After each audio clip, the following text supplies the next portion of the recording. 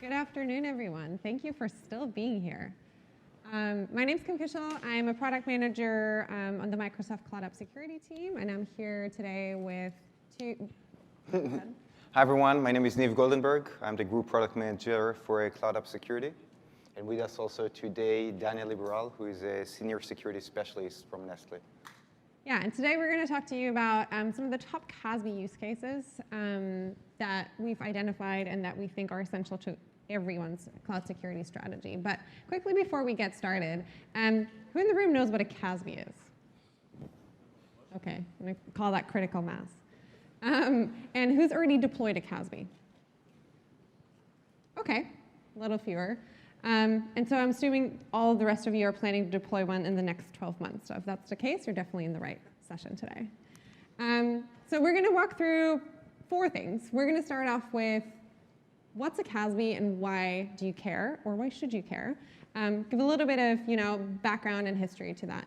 Then we really want to talk about what our approach to building a leading cloud access security broker is at Microsoft and how we approach that.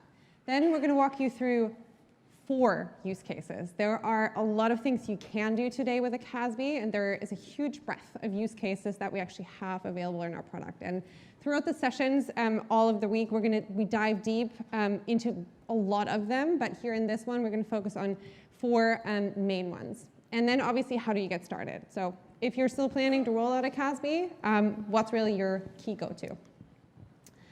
All right, so let's kick off. We started, and when I say we at the time, that was actually at alum before they joined the Microsoft family, on the CASB about 6 years ago. At that point in time, organizations were still at a point where a lot of them were considering, do I even move in the cloud? What does that mean for my security? And is that secure enough? Now, 6 years later, the situation is obviously extremely different, right? It's no longer of if you move in the cloud, but which resources do you actually move to the cloud and how to use it? And so over the course of time, we've really seen organizations usually adopt cloud in 3 main stages. Many of them start by really consuming SaaS services, right? Plug and play services that they can go and use. And that's originally what CASB's Cloud Access Security Broker, I don't know if I've actually spelled out the acronym in the last 5 minutes, were originally built for. But eventually, companies really started moving other resources into the cloud in kind of a lift and shift mode to detach from more of their on-prem world. And so with that, Cloud Access Security Brokers also had to evolve to basically help customers monitor and control those particular resources. So we'll take a look at that. But now what we're really seeing is that organizations are going through, including the 3rd phase, where they've really started completely re-architecting their environment to be cloud first for new things. And so that includes containers, other functions, and other serverless technologies. And at the end of the day, what that means for you as a security organization is that all of these changes initially meant a little bit of a headache for IT and security, because all of a sudden you had to deal with a lot more dynamic environment and had to provide the relevant security solutions for that. And the human factor now plays a much bigger role than it did in just the on-prem world, right? Your users are probably now the #1 way of getting threats into your environment, so you need to make sure you monitor and control that super closely. And so that means that now, as you re-architect your infrastructure, you also need to restructure your entire approach to security. It's no longer about just making sure, you need to basically make sure that everything is protected during that move, but balance productivity with security, because you need to make sure your users can do what they need to be doing. And so when we think about Microsoft Cloud App Security, which is our CASB solution, we usually think of that in 4 key capability categories. Number 1, discovering and controlling the cloud apps and resources that are being used in your organization. Because believe me, if you don't have a CASB today, you probably don't know about all the things that your users are accessing, and even the developers that they're building on.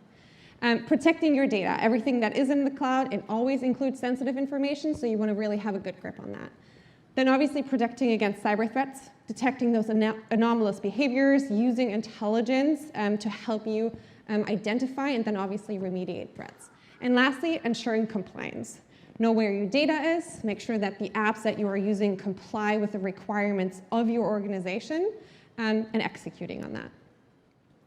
And we consider Microsoft Cloud App Security to be a uniquely integrated cloud access security broker. Why is that? Because we have the luxury of being able to leverage an ecosystem of other leading security, identity, and more solutions from within Microsoft that simply allow us to look at use cases in a slightly different way and really make it a better experience for our customers. That doesn't mean that we don't do the standard integrations, with the other tools that you may have in your environment, like other CASBs do. We do that too, but we just always go a little bit further because we can from within our ecosystem. I'm not going to dive super deep into this, but just to kind of give you an idea of what we say when we integrate, and we are a CASB just like other CASBs that works for whatever you need to protect within your environment. Here on the, I think that's to your left, yeah, on the left-hand side, you can see a selection of the featured vendors that you can leverage and integrate with Cloud App Security, but that's not a comprehensive list. And then on the right-hand side, those are some of our featured apps. But, and I think you've heard that if you've been in any of our other security sessions since yesterday, we build solutions that work for any application and any resource, right? This isn't a CASB for the Microsoft world. This is a CASB for whatever you need to control within your organization. And then quickly, before we start really talking about use cases, a little bit of a double click into our design principles. I said earlier, hey, we have that advantage of being able to uniquely integrate across the Microsoft ecosystem, but we really look at 4 key design principles. Number 1, that I just mentioned, is any app, right? We want to help you protect whatever you need to protect. Secondly, natively integrating. And when we say that, we mean really 2 things. Rebuilding scenarios in smarter ways by reducing deployment needs and just making it easy for you. We'll take a look at a couple of those as we walk through the individual use cases to actually demo to you and show you what that looks like, because when we say one-click deployment, we really mean 1 click and not 2, just because it sounds cool in marketing. Thirdly, build for automation. We know that the alerts can be super overwhelming. You have a lot of those everywhere in your environment, and so we want to find ways for you to help automate that. Last week, I would have said we integrate, for example, with Microsoft Flow. Now that's called Power Automate, but it's still the same solution. So that's one of the ways that we help you do that. And then lastly, continuously innovate. Since last Ignite, we've released more than 100 feature updates and new capabilities into the product, really a testament to how quickly we release new things. We have bi-weekly releases in our product to stay up to date with the threats that are out there and really leveraging our intelligence and bringing that into the product quickly.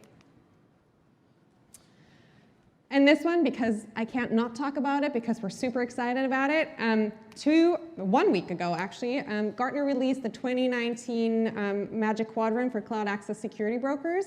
And if you take a look where we are in the Leaders Quadrant, and we are clearly the highest in ability to execute. And we're super excited about it. The team worked super hard to get there, and that acknowledgement just means a lot to the entire team. And the last thing I want to point out here, we are the highest market share CASB, so we have the highest adoption rate. Obviously, again, thanks to a lot of the integrations that we have, and a little bit later you'll hear from one of our great customers of how they use our Cloud Access Security Broker today. So with that, let's take a look at 4 of the key use cases, and we'll talk through them briefly, tell you a little bit about what's new, and then actually go and demo them to you to show you what does that look like in action. Number 1, discovering and controlling cloud apps and resources. Then we'll take a look at detecting and remediating threats, and that's also where Daniel from Nestle will join us and give you an example of how they do that. Then protecting your data anywhere, on demand and in real time, because they're 2 different things and 2 ways of implementing that. And then lastly, looking at cloud resources. So really moving much broader than just SaaS applications. All right, so the first one, discovering and controlling cloud apps and resources. Why does that matter, or why should you worry about that? From the data that we see within Microsoft Cloud App Security, we see that the average organization that has connected MCAS today has about 1,500 applications that they initially discover when they turn on the service. We don't see any of those customers saying, yes, I manage every single one of those. So if that were the case for you, you'd definitely be a new one. And almost half of them are considered risky. So we use more than, I think, 80 or 90 factors today to assess compliance, security, and across various other factors that I'll show you in a second to determine what's the risk level of any individual application. And 78 gigabyte is the average monthly traffic that we see going to an app that we have classified as risky. Now think about whatever secret project you currently have going on in your company, a product launch that's maybe going on. Not sure that you want users to say, okay, yeah, totally great. Upload that latest document to one of those applications that is not managed by IT. Because end users always find great ways and new cloud storage apps to do just that. To handle that from a cloud access security broker is really a lifecycle approach, though. It's not that one-time click, let me see what I have, assess it, and basically be done with it. It's really a continuous lifecycle that does start with discovering it, so understand where are users going. Secondly, identifying the risk and evaluating the compliance of every single one of those applications. Analyzing usage, because you can't make decisions without the business, so you need to better understand who's using the applications and potentially why are they using the application, so you can make an informed decision rather than making IT even more popular and just kind of blocking it and being done with it. So really working closely with the business. And then governing those cloud apps once you have all of that application basically means, do I start managing it from an IT perspective, or do I actually control and block access to it? And then lastly, and this is where really the lifecycle approach comes in, continuous monitoring. So you can, once you've decided, once you've onboarded to the discovery use case in that sense, you can make sure that every time a new app pops up in your environment, you're automatically alerted and can make a decision right away, rather than racking up another 1,500 apps and then doing that whole thing all over again. And I had a couple clicks that I didn't do. So here I wanted to quickly talk about how we do it differently, on top of the standard ways of basically doing discovery. We've built an amazing integration with the Microsoft Defender Advanced Threat Protection team. And basically what that allows us to do is take discovery and cloud control to the endpoint. So you can use today all of your Windows 10 endpoints. In the future, as Defender has expanded to Mac, that will also become available. And use the endpoint right away, regardless of the network, to basically say, send me all of the log files. I always want to understand where my users are going. And then and that's actually one of the things that we're announcing this week. Now also take control directly from the endpoint. When you say this app is unsanctioned, I don't want that in my environment, the endpoint can block it directly and access in the browser is no longer possible. Comprehensive security and risk assessment. This is really built on the intelligence of Microsoft. Researchers that we have within the company with the relevant backgrounds that help us make those assessments and continuously build our catalog. Solution to the entire app lifecycle, so that's what I walked you through a couple of minutes ago. And then lastly, empowering admins really through deep investigation, reporting, and end user engagement. And so what we've done on that front, we also allow you through an integration with Azure Sentinel and Power BI to basically bring your own information, correlate it with additional data resources, and then build powerful visual reports so that you can analyze that data in whatever way you need to.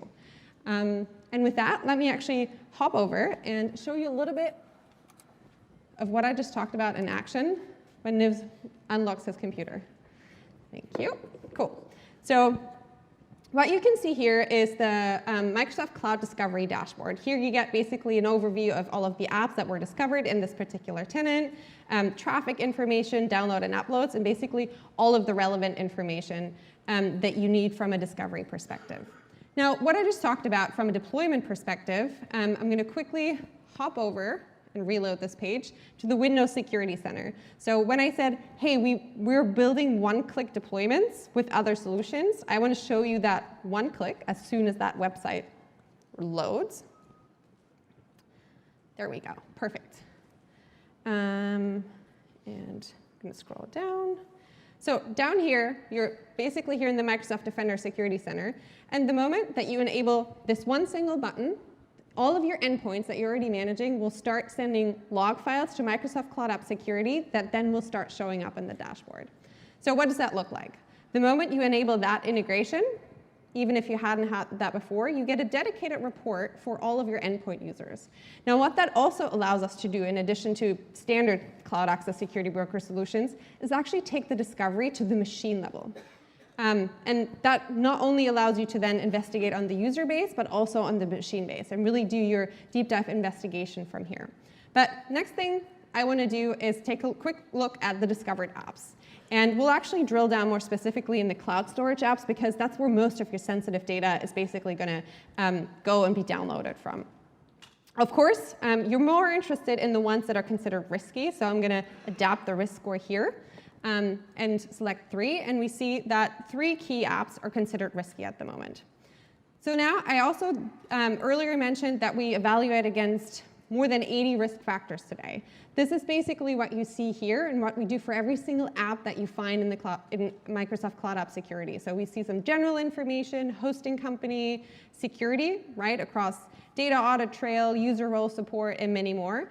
And then, super important to a lot of customers, compliance and legal requirements. If you're working with Europe in any shape or form, GDPR is definitely something you've come across. So this kind of gives you the ability to assess them.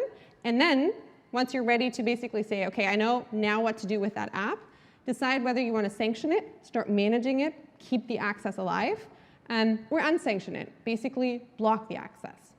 Now, something that we're also announcing this week is a third option to really manage that application, which we're currently calling Monitor. So what that allows you to do is you're still going to continue providing users with access to it, but when they do, you can give them the option of basically saying, there's actually a better option, and provide user coaching. And we'll show you that in a second. And so that's basically your way of investigating applications inside of Microsoft Cloud App Security and understanding a little bit better what you can do here. Now, to quickly take a look at what that experience can look like, this is a little bit about what we can see the moment that we, So this is a little bit the machine view that you get then in Microsoft Defender Security Center about the different resources and the actions and from where they were accessed. And when you decide to use the endpoint to actually block the access, it's a super seamless integration. So let's say I'm now going to File Dropper, which you saw earlier, and I had decided I don't want that app to be available. When the user accesses it, what basically happens is you can see this pop-up right down here that's letting the user know directly natively from the endpoint that they can't access this website. Now, I'm going to talk about, hey, we have this new option of providing user coaching.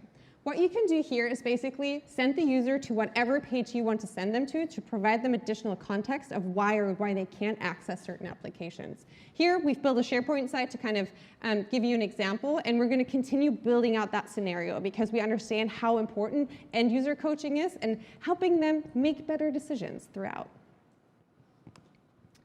And this is just an example of where, what I said earlier, you decide where you want to send them when you want to coach the end user. Last thing that we see here is kind of your report, right, as an admin to see, OK, what happened with the transactions that I've had. So you have 75 users that were blocked that did try to access the resource, 25 that accessed it before, and then 32 users that were warned on access to certain applications. And so that's kind of the end-to-end cycle of how we're now thinking about Cloud App, about discovery, finding out what you have, and then really helping coach users throughout the process. And with that, I'm going to hand over to Niv, who's going to take you through the second use case of threat detection. Thank you, Kim. So hi, everyone. We've completed the first phase of really discovering which applications you have in the organization. Can you hear me at the back? Excellent. So we know which applications are being used in the organization. We decided to block some of them to warn the users, but then we also want to protect the usage of applications that we decided to standardize on. Whether it's Office 365, whether it's Box, whether it's Salesforce, you have a variety of applications for all kinds of business needs, whether it's productivity, cloud storage, ticket management, HR, CRM, all of these applications, you want to make sure they're protected.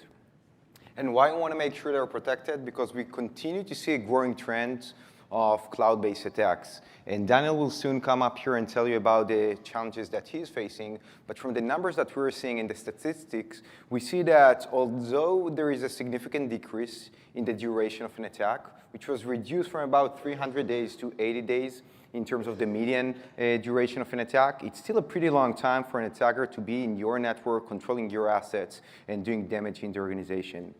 When we look at what attackers are doing, we see two growing trends. And these trends are trends that we're seeing throughout the entire year, and you can also see the detections that we build to really help you address them. But the two that I want to call out, one is the increase in inbound phishing emails. So it means that once an attacker has gained access on an identity in your organization, they're using this privilege and then sending email throughout the organization from an internal email account, which makes it much more convincing that this email is something that you should click on, unlike an email coming from an external email. And the second thing that I want to call out is the use of rogue applications. We've seen a tremendous growth in this of attackers using applications to really convince users to approve access to this application and then using the application access in order to extract more data from the organizations.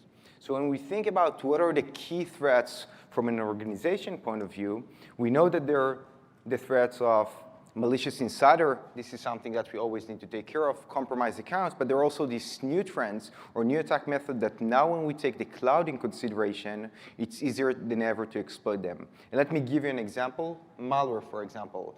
In the past, where you wanted to infect an organization with a malware, you had to either send email to each one of the person that you want to infect them, or to create some warm capabilities, to create for the malware the capability of really propagating in the organization.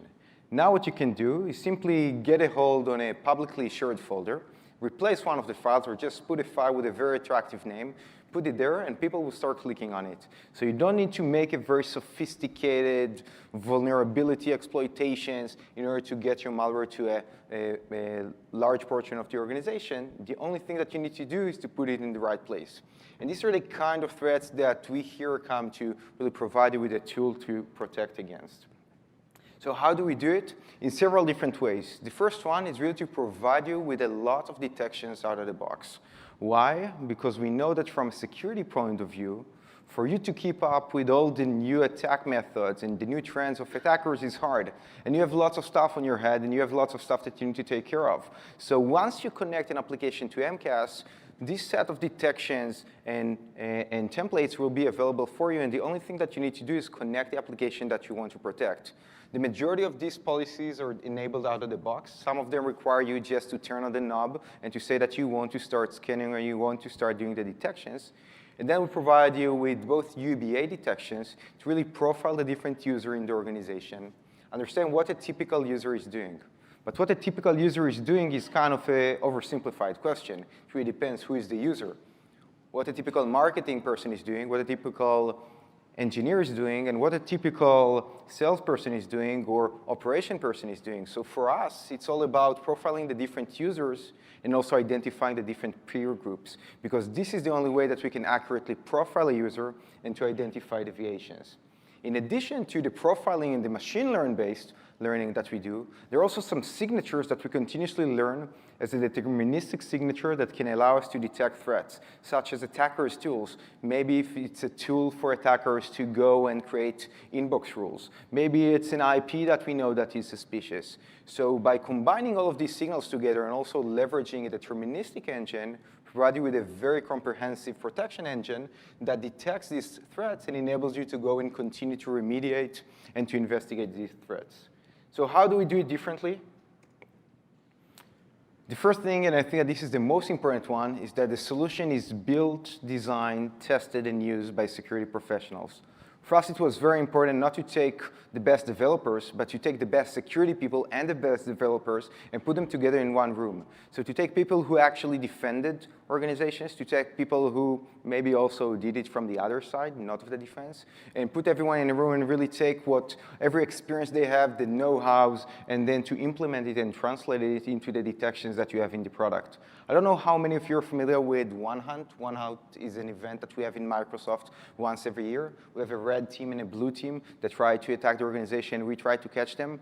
We use MCAS every year again and on a daily basis to protect Microsoft. So for us, it was super important not to just build something that would look nice, but to build something that will take all this know-how and all this expertise and provide it to you in a very simple way.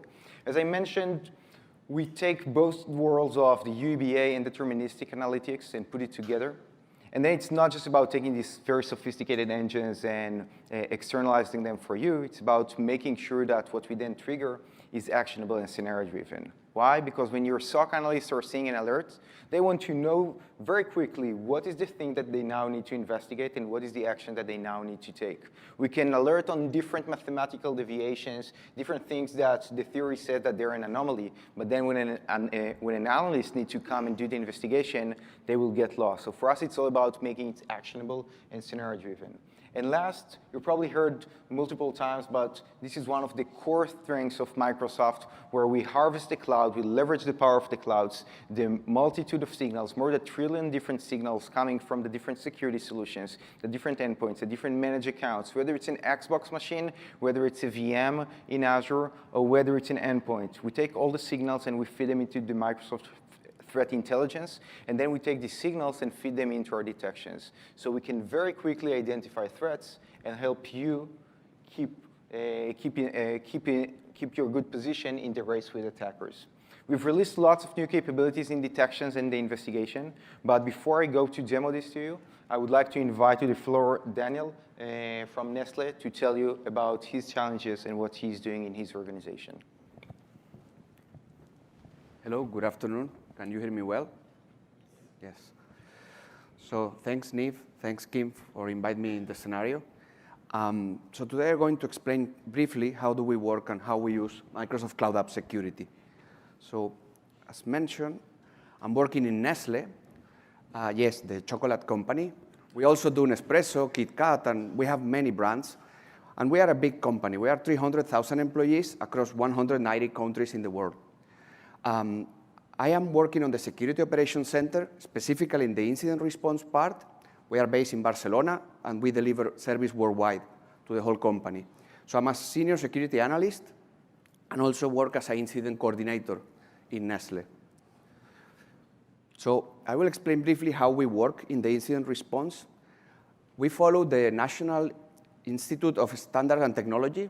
This is the classical 4 steps to manage security incidents. It is divided in 4 steps. First of all is preparation, so you do risk analysis, deploy security controls, and you see all your gaps. Then on the detection and analysis, you collect a lot of signals, and you have to do an assessment and determine if what you are looking at is really an incident or not. Once you are there and you have an incident ongoing, you need to scope really what is going on. So you need to do a full analysis of the surface of the attack to do a proper containment, eradication, and recovery. Recovery means going back to business as usual without any risk. And then finally, for certain incidents, you have these lessons learned, which is the post-incident activity. So you discover security control gaps, you discover that you have a new risk, and then you prepare again. And this is, now I'm going to explain a bit how MCAS help us on the detection and analysis and the containment part. So the attackers leave traces. When they log in using stealed credentials, so they are taking malicious actions, they leave some traces behind. But they are becoming smarter and stealthier. Also, normally the attackers we see are external. But there are also new risks introduced by clumsy users or disgruntled employees. For example, why someone is sharing a sensitive SharePoint with johndoe@gmail.com. Why? Or maybe why a global admin is granting access to the CFO mailbox or doing an e-discovery. This is not good. And this is where the MCAS is helping to detect these kind of activities, as mentioned by Niv before, with, first of all, some static signatures that indicates malicious activities. Also, some signatures that you can create based on your knowledge, on your known knowns. And on top of these signatures, the user behavior analytic that Niv just mentioned is quite great because it's still a work in progress, but it's promising. So it's looking for deviations of the normal activity of the users to show that something is going on. So Once we receive these signals from MCAS, we need to assess the risk. We need to assess what is going on. And this is where it's also really helpful, MCAS, because I don't know if you have been working before, but collecting logs hand by hand from the Unify audit log, from the mailbox audit log, and other sources is time-consuming. Also, parsing them and extracting intelligence is quite difficult. So with MCAS, you can do this in a few minutes, and you really get a full surface of, hey, what is going on? On top of that, once you discover things, you can easily pivot with this information. For example, get other users that have been doing things from this particular IP, which looks highly suspicious, or maybe new logins from certain country that we haven't seen before.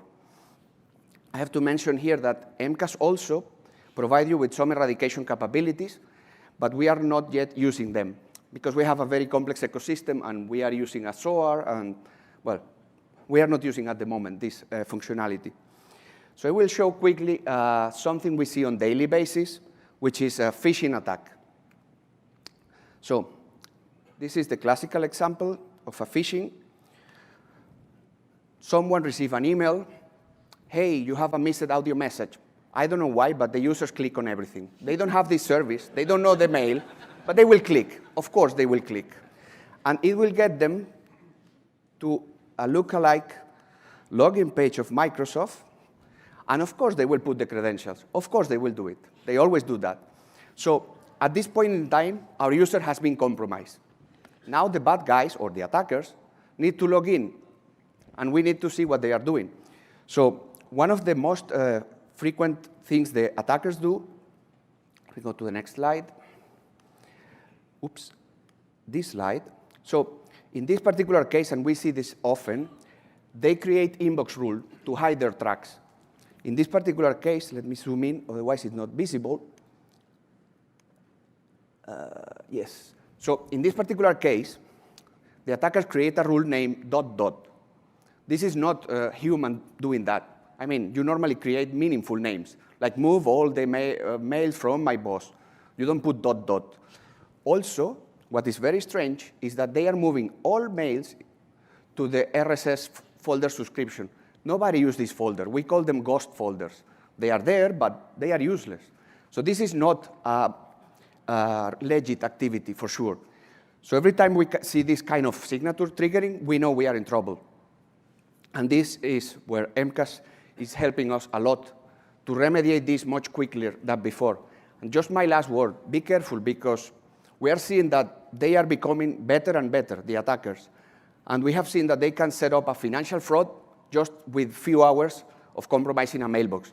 They read all your mails, and they look for wire transfer bank accounts, and they start sending mails to suppliers to change your bank account. So that's why you need to be quick or be dead. So thanks, Niv. Hand over back to you. Thank you.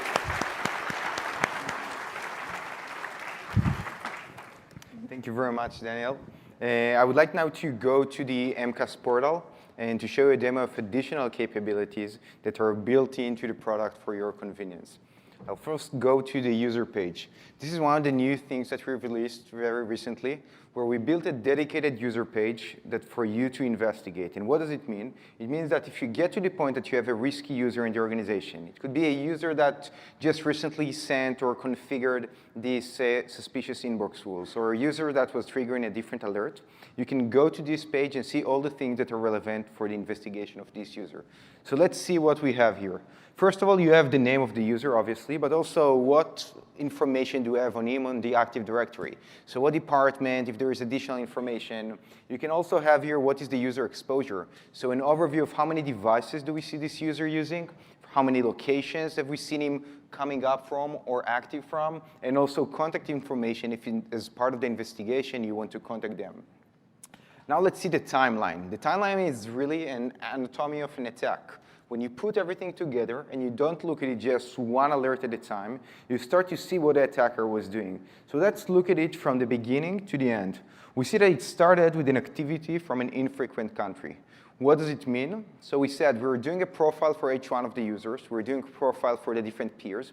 And now if we're seeing an activity from a country that this user never or for a long time wasn't active from, this is something suspicious. We also see that it was followed by an activity from Tor. We know that this is one of the best practices for attackers. You want to obfuscate the real IPs. You want to obfuscate where you're coming from. They use Tor browsers. They use Tor endnodes. So we want to alert you in these kind of activities. And another thing that we see is an impossible travel. Impossible travel is the situation where usually an attacker is active while the real user is also active. So the real user doesn't know that he was compromised. The attacker is acting at the same time from a different location, from a different device. And here you can see that there was 2 activities, one from the US and another one from Russia with a 9 minutes difference. So it doesn't make sense that someone was traveling that fast. I hope that one day we'll get to this velocity, and then security will have other things to solve. But currently, 9 minutes from the US to Russia, this is something that is suspicious. So you can see here also all the relevant activities that were part of this suspicious activity that triggered the alert. But when we go back to the timeline, you see that it was followed by an access to a SharePoint site called acquisition. And we've flagged this as risky. This didn't raise an alert, but it's a risky activity. It's an activity that we find risky, and why? Because this is the first time that we see this user accessing this site, and you see it now in the sequence of all the other alerts that were triggered. It means that there is something suspicious here going on. We also see that only 4 other active users in the tenant accessed this specific SharePoint site in the last 7 days. So when we add all of this together, this is something that you definitely want to know when you start to do the investigation. You can see that it was followed by mass downloads. So these users start to harvest a lot of data from your organization. And then you also see that he connected one of the on-prem resources and then also created suspicious inbox forwarding rules.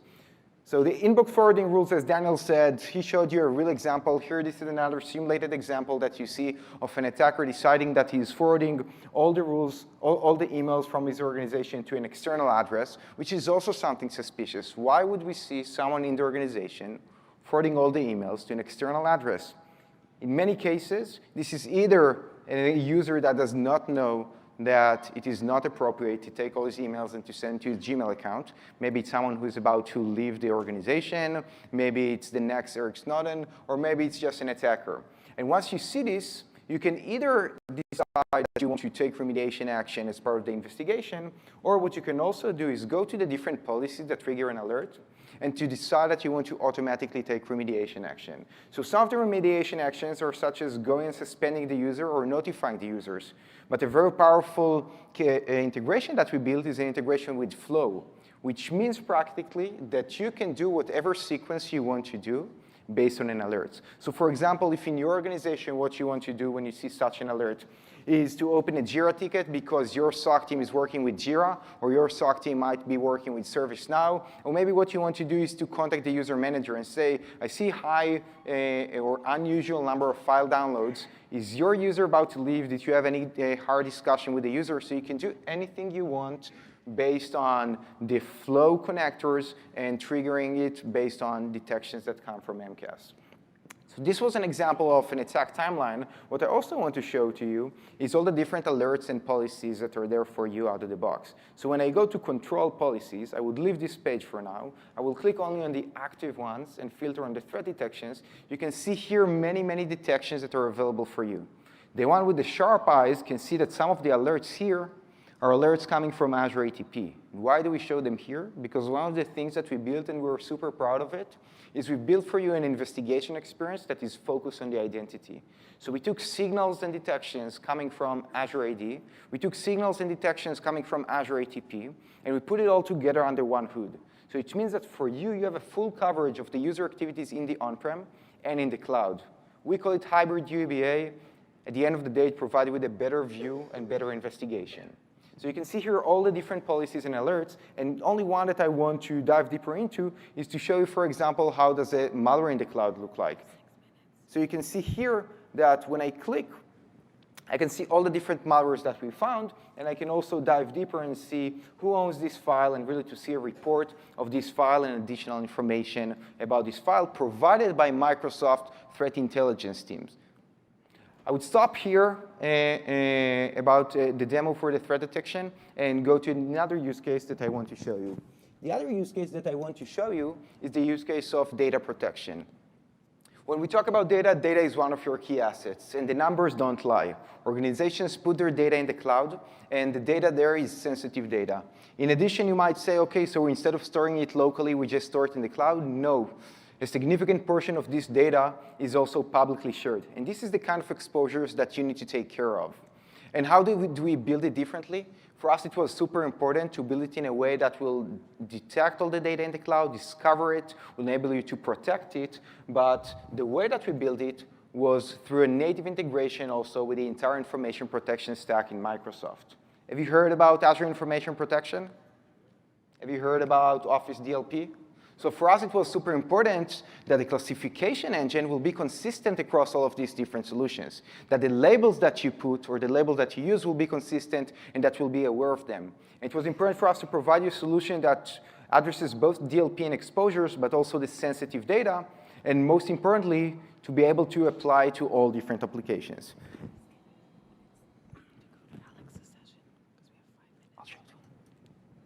I want to show you very quickly a demo of the DLP that we do. And in this environment, what I configure 4 different policies. Some of them take care of data at rest. So the minute that we see data landing on a cloud application that is protected, we automatically go and apply protection. We can do the scanning based on the content itself and then apply the protection. Some of it is there to reduce overexposure, so to remove external sharing. But what I really want to show you is how it happens in real time. So I'm going to pivot very quickly to an end user. We call him Ronald. He's a very nice fellow. And now we're going to try to connect to Box. You see that we connected to Box. Ronald is a user who is an external user. We just logged in with an Outlook account.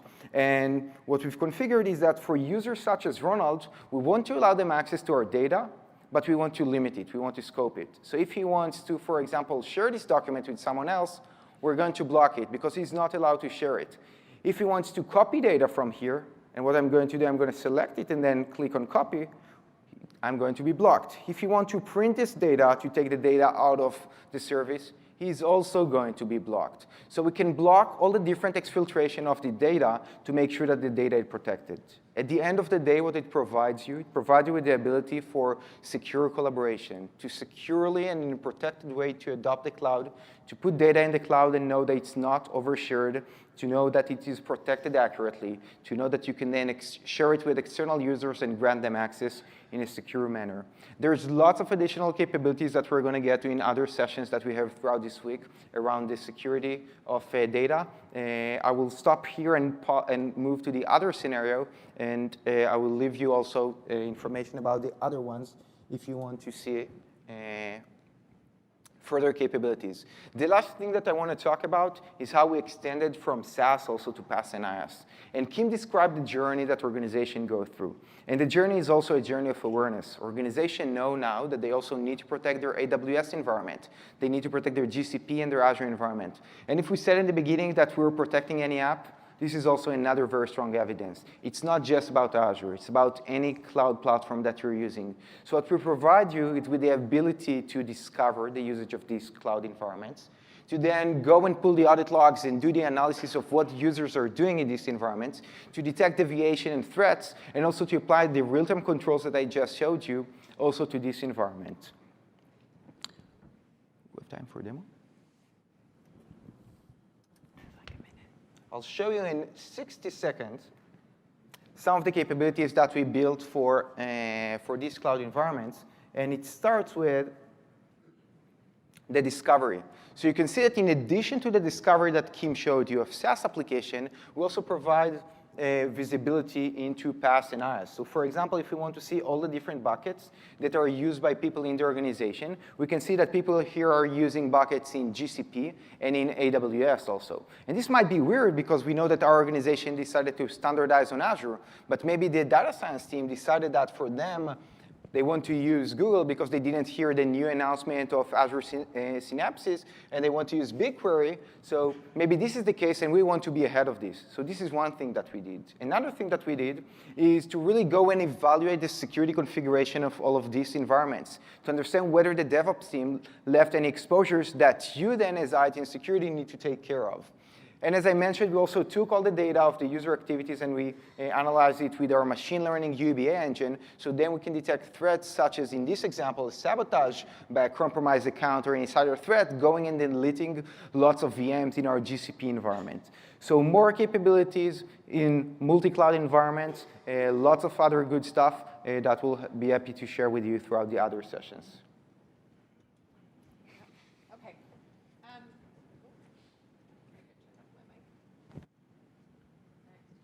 Back for the last few seconds.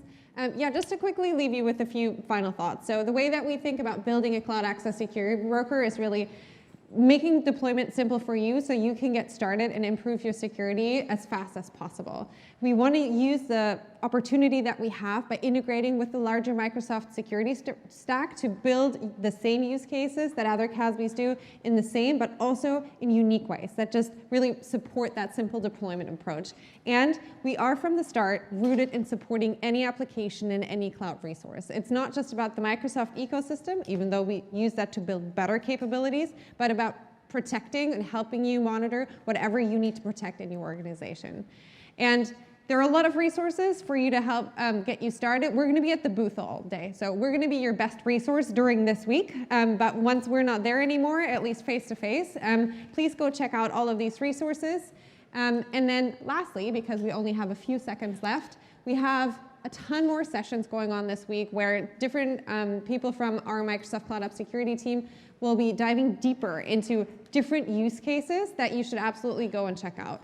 And with that, thanks again to Daniel, and thank you very much for your time.